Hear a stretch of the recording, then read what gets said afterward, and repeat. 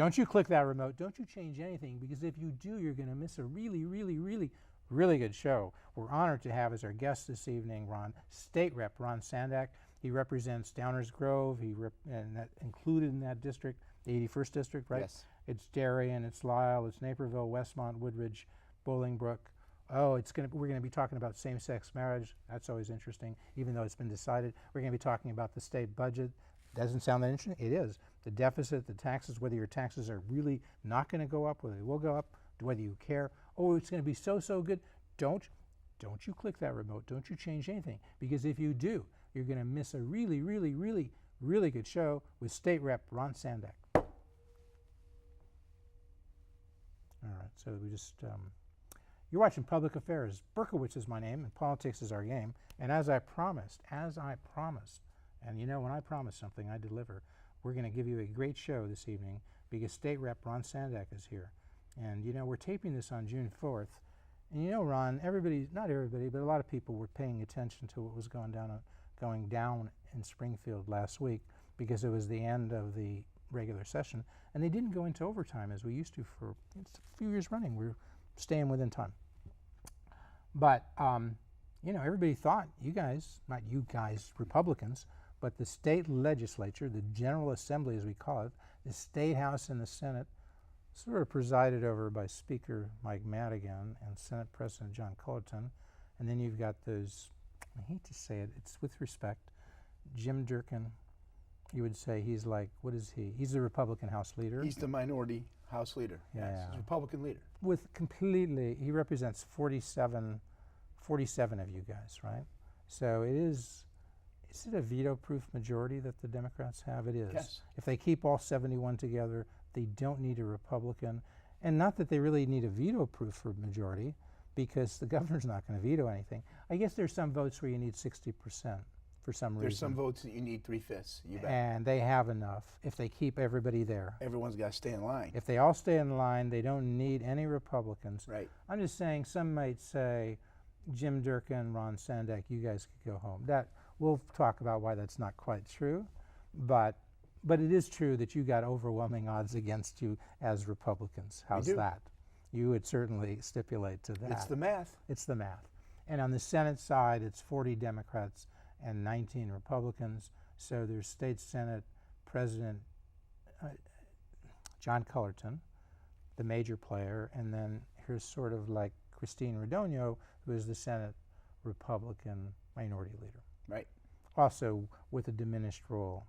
I don't know, like the majority is even stronger in the Senate than it is in the State House. It is. So like here. And it's more left. It's further left. It's a further left. It's left. interesting why that is, because, well, we could go on that.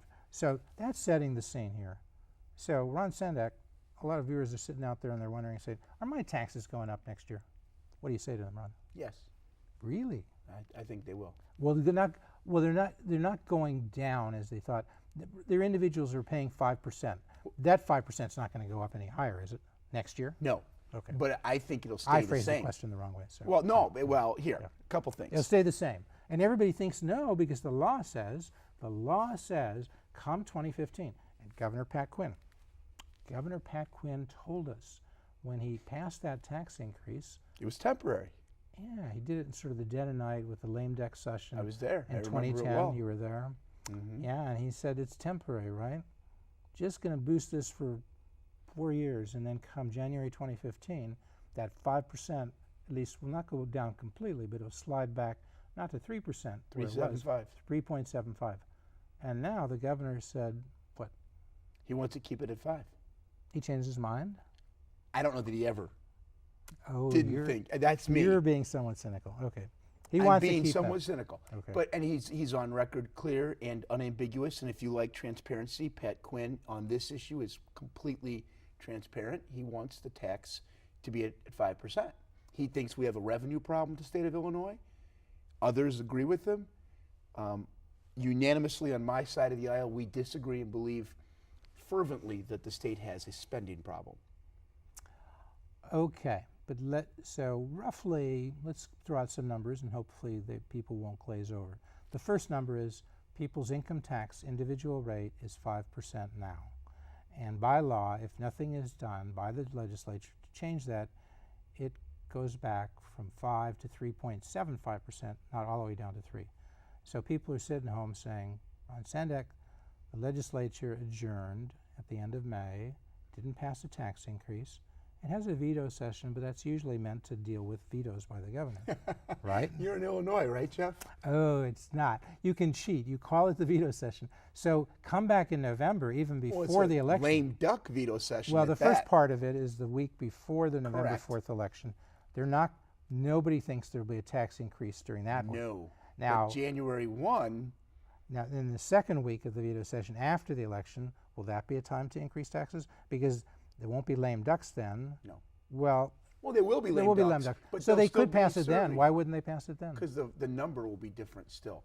I forgot the date. Which number will be? It's 60 versus 71. Oh, they need, in that second week of the veto session, November. When you're in veto session, you need a 2/3. 60 votes. You need, 66. Right.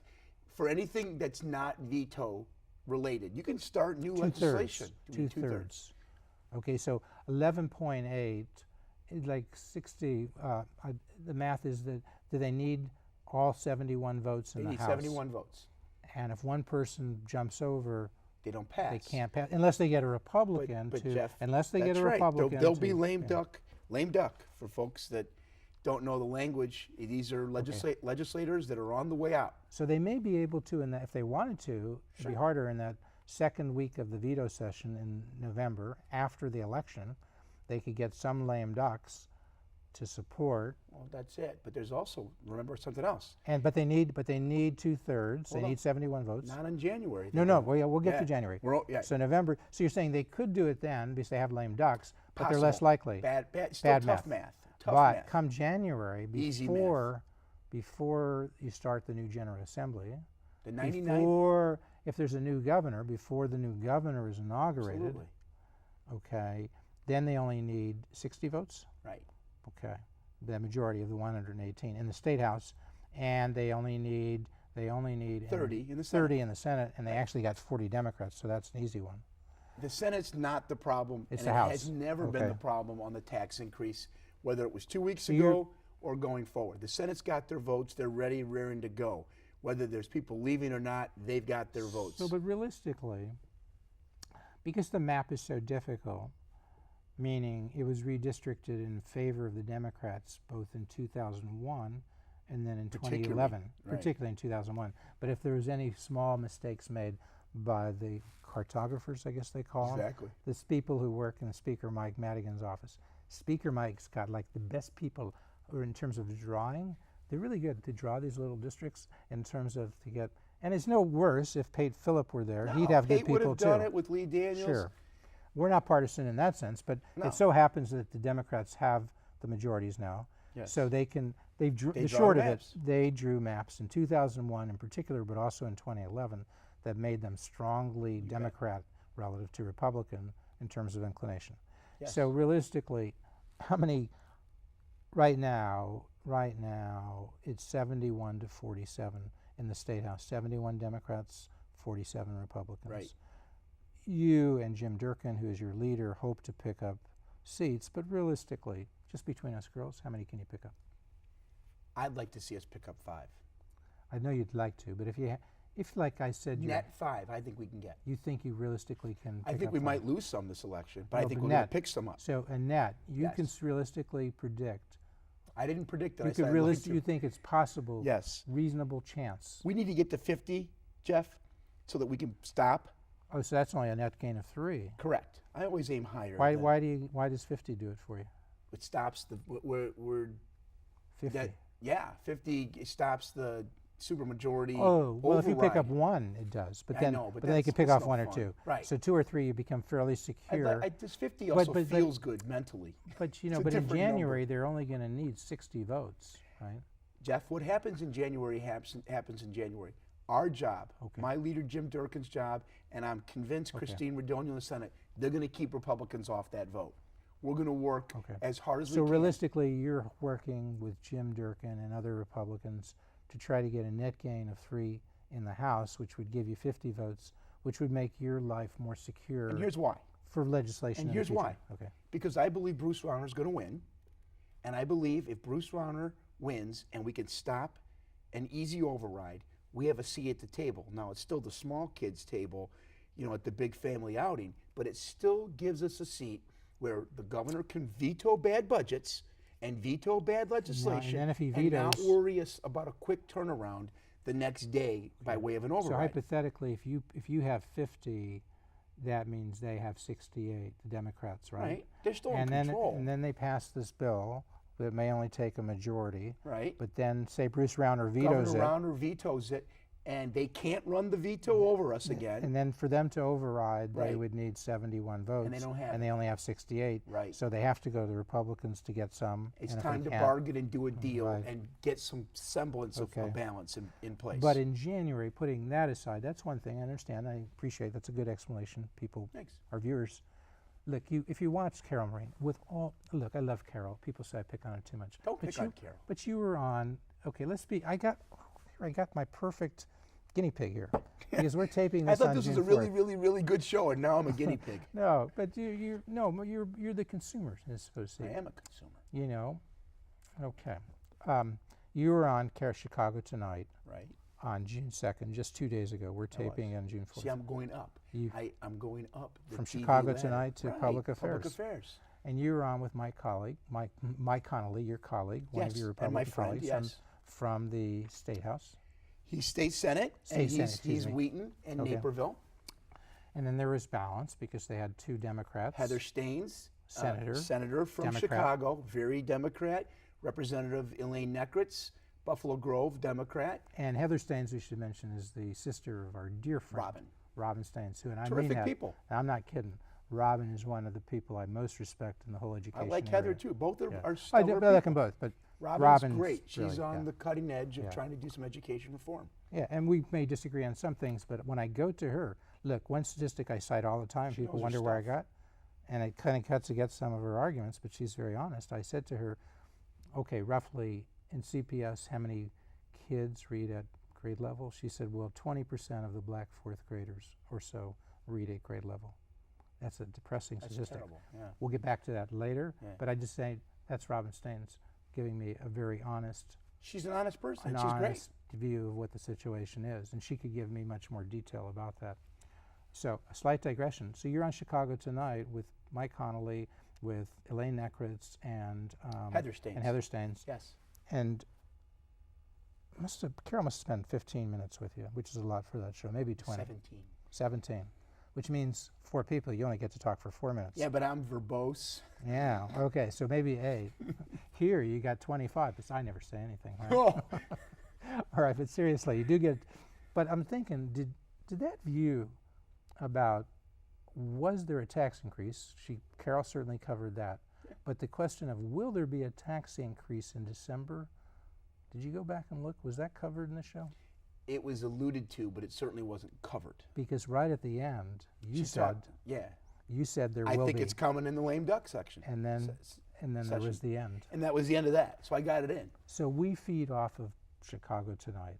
So where they And stop, you add more detail. where they stop, we start, because that's like a really, really important issue. Totally. So Carol, I'm helping you out. Come on the show and be my guest, because you owe me one. I'm helping her out. So Why are they you finished holding a there. baseball, by the way? I like that. I don't know. It's a good feeling. The only thing better than holding a baseball is going to a Holding a batting bat. cage. Yes, going to the batting Right. cage at the Skokie Park District. What do they call it? Skokie Park District over on Oakton. All right. It's a plug for them because Put they've in a got few seven bucks and get the batting cage and cages. swing away. Do you do that? I coach a 14U travel team. I pitch batting practice most of the time. These kids kill me. No, but the I batting get to, cage. I get to take some swings in the batting cage too. Trust me, it's the number one, my best date, going to the batting cage. It's awesome. It's a whole nother issue. But anyway, so where were we?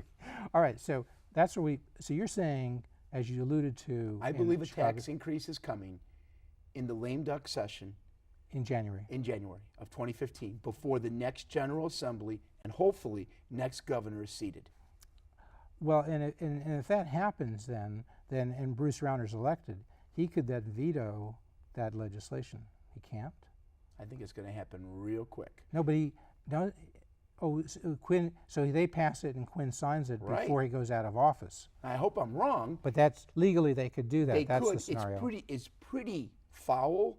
It's pretty distasteful. It's within the law because he can sign it any time after. Sure, you don't have to wait 60 days. You can sign it in 6 minutes. That bill has to march over somehow. Sometimes it takes Jeff, longer, but it has to march over to the governor's office so he can sign it. Jeff, I can tell you back in 2011 when they did the tax increase, the midnight tax increase, it ran at over there. 12:02 or something in the morning in the House, came over to the Senate at 1:37. So, done. Went to the governor the next day, and he signed it. Yeah. I don't know if it was the next day or the day after, but he was still the governor. So Well, it wouldn't matter then because he was going to be the exactly. governor. Yeah. But in this case, it might matter. So you're predicting the Democrats will be that sneaky to pass something in the lame duck session, to ratify it in the state house and the state senate, and then to have a governor who's been defeated, Pat Quinn, if we're right, or you're right. I hope I'm right. If you're right, then to have that governor sort of, how do we say it? What's the polite way to say it? Stick it to the public one more time and say, okay, you booted me out. You didn't like my idea that I wanted to raise taxes, and now I'm going to sign it, and this tax increase goes into effect. I would hope there would be appeals to common sense and common courtesy that the next person who would assume the chief executive position in the state of Illinois wouldn't be handed that. But who knows, right? Okay. It's Illinois. Now, to be fair, because we got to be fair, I'm going to ask you some tough questions. Go. Okay. So the budget right now in this year, roughly, is what in terms of revenue, the general revenue fund, before the budget for 2013 to 2014? Right. I'm in 2015 mode. It is roughly $32 billion. In terms of spending? Yes. Now we have spending of $32 billion. We're taping this on June 4th, okay, so the budget for the year 2014-15, fiscal 2015. Right. The next fiscal year. Billion. The spending goes to $36 billion? Right. Okay, and the revenue, once you take out, if you assume they don't get that lame duck tax increase through. And we are assuming that. Okay, so it goes back down to 3.75 for half of that fiscal year, correct, January to June of next year. So you lose roughly $1.8 billion. Correct. So what is the tax revenue that you would predict? What is the tax revenue you would predict? What the House predicted unanimously before the last week was $34.4 billion in revenues. And are you good with that? You think that's a good estimate? I believe that's a fair estimate. Based on Kafka and some third parties that looked at it. Kafka means? Commission on Government Forecasting and Accountability. Thank you. Okay. So $34.4 billion is what you're saying the estimate is for tax revenue, $36 billion even for spending? And some change, too. So you guys are about $1.6 billion short. Correct. If they don't do what you said, sneak in a tax increase.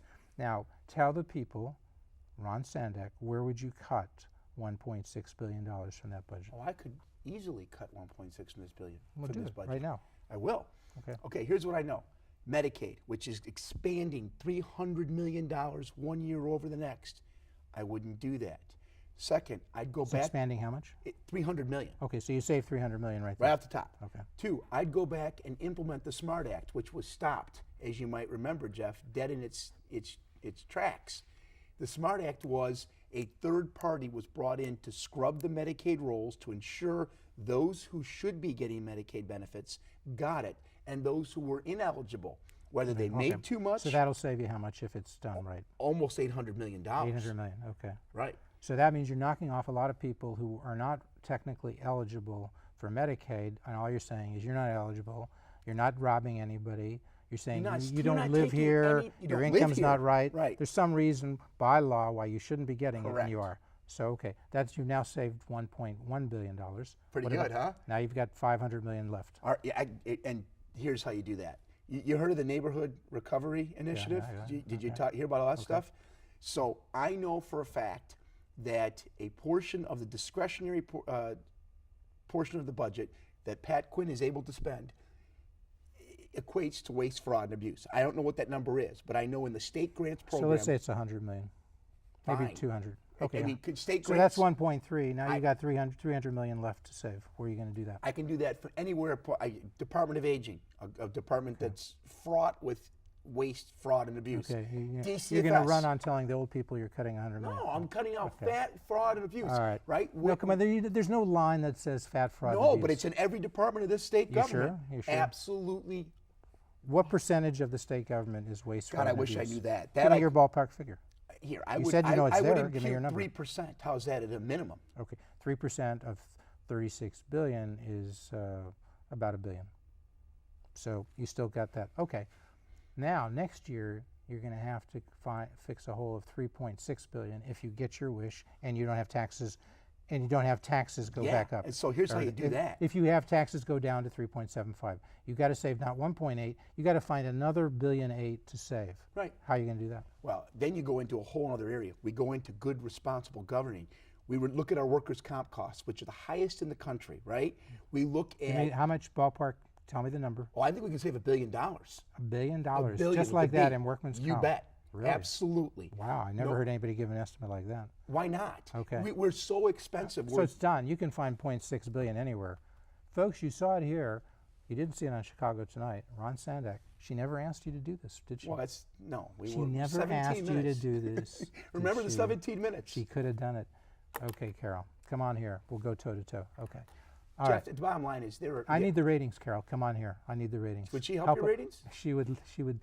Carol is beautiful and she's polished. She's For all my smart, criticism, kind. smart. Yeah. Come on, Carol. I need your help. Okay. But Jeff, here's I'm the not point. too big to admit I need your help. Okay. The point in state government right now is we've never looked at the spending side of the ledger. Okay. We got. Only look at the revenue. You made that point. You got about 2 minutes left, maybe 3. Okay. Tell us, same-sex marriage. It was a big deal. You were one of only 3 Republicans to support that. There are a lot of people who say Republican Party stands for anything traditional marriage. You're not homophobes. You don't want to take rights away from people. But why would you, Ron Sandack, Republican, be one of the 3 Republicans to support same-sex marriage? I frankly think there were more that wanted to. They just couldn't bring it to themselves. But Jeff, you know this. You're a smart guy. You know the law. There's always been a difference between holy matrimony, church or synagogue or mosque-based marriage, and civil marriage. There's always been a difference. And that difference is the law versus the principles of the Catholic Church, a Jewish marriage, or You're whatever. for Downers Grove. The great majority of the people, notwithstanding, But that isn't the aren't point. they? You're in Downers Grove. They're going to tell you they don't want you to support same-sex marriage, right? Some did. The great majority. The great majority. Of Downers Grove? No. Just so we only have a minute left. So you had a tough challenge in the did. primary. I came you out of won it. by 182 votes. 182 votes. A lot of it was because of same-sex You marriage, bet. right? You bet. Right. Was it worth it? You bet. You feel that strongly about it? Jeff, is it a matter of conscience with you, or what? It was a matter of conscience with me, totally. And if I'd lost, I'd have been fine losing on that issue. But here's the thing: the party comes out stronger because this issue's in the rearview mirror. We need to be a part. Wait a second. What about Western civilization? But Western civilization is going to be fine. The sun still Are goes they? up, the earth still rotates, and the family Jack is actually Ryan. Let me stronger. throw something at you. Remember Jack Ryan? I liked Jack. Yeah, he was thrown out for the wrong reasons. Totally. He shouldn't have been thrown out at all. Despite Correct. what happened to Jack, I think he still had a lot to say. Me too. He sat here in your chair when he was running for the U.S. Senate before he dropped out. He shouldn't have dropped out, okay? I agree. Mistake. Okay, agree on that.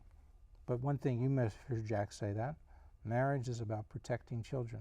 Jack's no homophobe. Jack's an enlightened guy. Okay. Jack's for equal rights for everybody. You don't think same-sex people can have children or having children? He doesn't think. Jack would have told you. See how nicely I do this? I throw this on Jack. I'm not saying it. Yeah, so So you don't have to Jack do would it. have Jack would have told you that having the marriage laws the way they are is the best way to protect kids. He would say a dad and a mom, as we know it. Jeff, but when we can have that, we can't always have a dad and a mom. So sometimes we have to have single parents. Time out. But I shouldn't we agree aspire to you that? Think it's Shouldn't better, we aspire to that? We should, and we Okay. can, and we do. So but do you think agree? it's better? No, Okay. I don't. Well, you just said we should aspire to that. Okay, hold on. You You can't have it gotta both you got to ways. let me finish first. And second course. of all, Okay. there's always there's a difference between that. Should we aspire to have 2 parents raise kids? You bet. Does it make a marked difference between if they're same sex or not? The data is inconclusive, but here's what it is conclusive of.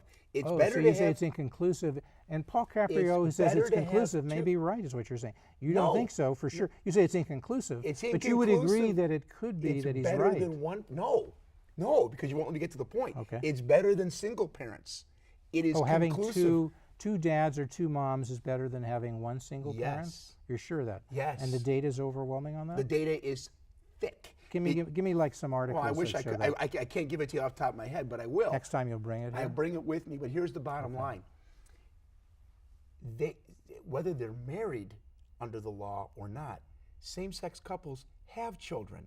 And what also is conclusive is that they're now more prone to abuse than... Well, they do in some states, not in all states. It Well, depends in on our your state, it depends in on your Illinois. adoption. I know, but it depends on adoption laws. Look, you would agree possibly. Gay rights started out about when a situation was terrible. There were gays who were doing nothing other than mingling with other gays who would be bashed by cops. You understand that? Yeah. And there were gays who said, all we want is the ability to associate with each other. Jeff, that's not They a have good that. argument. No. Just let me know. Okay. 1 minute. We only have a few minutes, so I'll keep this to less than 1 minute. Okay.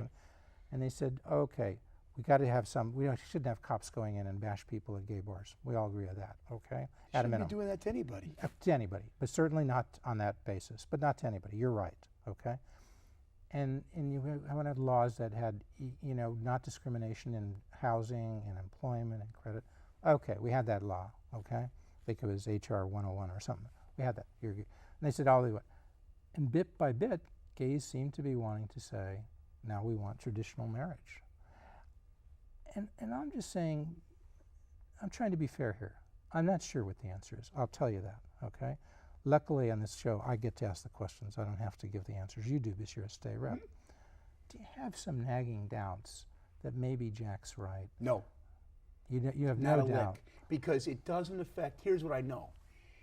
The same-sex couple down the street, married or not married, has no effect on my marriage. It doesn't diminish or enhance my marriage and my situation. What about just raising generations of kids? Do we want, when you say You think the state, when the state divorce puts rates its at approval rate, 50%, Okay. with people having children out of wedlock, this does anything but enhance families. Okay. Come on, put that argument and turn it on its head. No, because you do have to ask yourself at the end of the day, and we're going to continue to speak as the This is credits a good roll. But I conversation. very much want to thank Ron Sandack for coming here. Thanks My so much. pleasure, Jeff. You will be Anytime. coming back. Please. Make sure I get in. And Ron I'll try Sandack, and get Carol Marine on too. do that for me. And how do they find out more about you, Ron? On my website, www.ron4illinois.com. www.ron4illinois.com. Everything you want to know and probably more that you don't want to know about me is found on that website. Okay, and you represent Downers Grove and Bolingbrook. And Naperville, Westmont, Woodridge, Darien, and Bolingbrook. Exurban towns to be sure. And you're carrying that flag and you're carrying it high for the Republican Party. Fiscal conservative, Durkin. libertarian bent, trying to do the right thing to turn the state around. Is that your belief? Is that the belief of the state GOP? Fiscal conservative, libertarian? I think that turn is what's coming with our party, and I think that's a good turn. Are you like the Illinois Policy Institute? Are you liberty, free market oriented? All based on, I believe, free minds, free hearts, free souls. School voucher, school choice, you're for? Totally, completely. $15,000 per kid per year in CPS should now go to each parent and they can decide And how they to can spend have it? a ticket and spend it their way. And I'll bet they'll make good choices. And you're concerned about that only 20% of the black kids in fourth grade I'm read concerned about any grade kid level? that's not but particularly in the poor parts of the city where they're underserved. We have to do more.